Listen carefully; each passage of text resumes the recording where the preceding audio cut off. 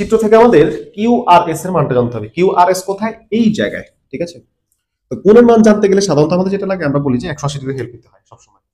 এখন দেখো এইটার সাথে এইটার কিন্তু সরাসরি একটা সম্পর্ক আছে, এই দুইটা কোণের যোগফল 180 ডিগ্রি। কেমনে? কারণ হচ্ছে অন্তর্লিখিত বৃত্তে অন্তর্লিখিত চতুর্ভুজের বিপরীত দুইটা কোণের যোগফল 180 ডিগ্রি। পি আর যোগফল 180 ডিগ্রি, কিউর সাথে এস এর যোগফল 180 ডিগ্রি। বৃত্তে অন্তর্লিখিত চতুর্ভুজ হইলেই বিপরীত দুইটা কোণের যোগফল 180 ডিগ্রি। তাহলে এখন আমাদের এইটা জানতে পারলে তো এটা জানা সম্ভব খুব সিম্পলি। এখন এইটার মান আবার কত? 3x। এটার সাথে দেখো এটা অজানা আছে, তাই না? x একটা অজানা। অজানা থাকলে আমাদের কি ওইটা সমাধান কি করব? সমীকরণের মাধ্যমে করব। এখন সমীকরণটা কেমনে হবে? দেখো এই p এর সাথে এইটার একটা সম্পর্ক আছে, কারণ এটা হচ্ছে বৃত্তস্থ কোণ, এটা হচ্ছে কি কেন্দ্রস্থ কোণ। আবার তাদের চাপও কিন্তু একই। কেমনে? দেখো আমি যদি বৃত্তস্থ কোণের কথা বলি, সেটার নাম হচ্ছে QPS, তাই তো? QPS। তারপরে এটার নাম হচ্ছে QOS। QOS।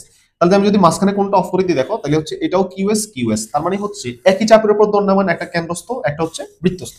আর একই চাপের উপর দণ্ডায়মান কেন্দ্রস্থ কোণ বৃত্তস্থ কোণের কি হয়? দ্বিগুণ হয়। অর্থাৎ কেন্দ্রস্থ কোণটা হচ্ছে বৃত্তস্থ কোণের দ্বিগুণ বড়। ঠিক আছে? তাহলে আমরা পেয়ে গেছি না সমীকরণ? সমীকরণ মানে একটা সমান চিহ্ন আর একটা লাইন লাগবে, একটা সেন্টেন্স তৈরি করতে হবে, যে সেন্টেন্স হচ্ছে সমান চিহ্ন আসবে। বা এখন 2 তো 2, QPS এর মান কত? QPS এর মান হচ্ছে 3x, তাহলে 2 * 3x ইকুয়ালস টু QS এর মান কত? 2x + 60 degree. ওকে, তাহলে এখন হচ্ছে এখানে হচ্ছে 6x আর এখানে হচ্ছে কত? 2x + 60 degree. তাহলে আমরা x সবগুলোকে একপাশে নিয়ে আসি, সিম্পলিফাই করে ফেলি। 2x এর পাশে আসলে কত? 4x 60 degree. তাহলে x এর আমরা পাচ্ছি কত? 15 ডিগ্রি। তাহলে আমাদের x যদি 15 ডিগ্রি হয়, তাহলে এই জায়গাটার মান কত? 45 ডিগ্রি, তাই না? 3 গুণ x মানে হচ্ছে 3 গুণ 15 45 ডিগ্রি।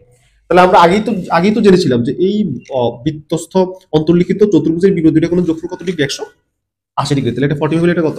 180 থেকে আমরা 45 বিয়োগ করে দিই, যেটা পাওয়া যায় সেটা হচ্ছে আমাদের আনসার 135 ডিগ্রি।